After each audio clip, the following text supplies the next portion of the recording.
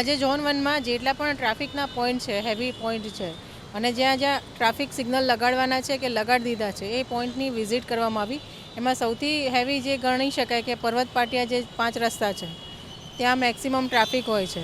તો આ જગ્યા પર અમારા પીઆઈની સાથે વિઝિટ કરવામાં આવી અને જે જગ્યાએ જે પણ પ્રશ્નો છે, ટ્રાફિકની જે પણ સમસ્યાઓ છે, ઇવન પબ્લિકને પણ જે સમસ્યાઓ છે અને પોલીસના પણ જે પણ એના પ્રશ્નો છે એની આજે જગ્યા પર વિઝિટ લઈ અને જાણવામાં આવ્યા કે શું એના પ્રશ્નો છે, શું મુશ્કેલી છે અને આ જે ટ્રાફિક સમસ્યા ના થાય એને હલ કરવા માટે શું પગલાં લઈ શકાય એના માટે આ વિઝિટ કરવામાં આવી હતી. અને અમારા માન્ય સીપી સાહેબનું સપનું છે કે સુરત સિટીને ટ્રાફિકમાં અવ્વલ નંબરે લાવવું. જેમ સુરત સિટી જેમ સ્વચ્છતામાં ફર્સ્ટ નંબરે છે એવી રીતે ટ્રાફિકના નિયમન પાલનમાં પણ જે સુરત સિટી છે અવ્વલ નંબરે આવે.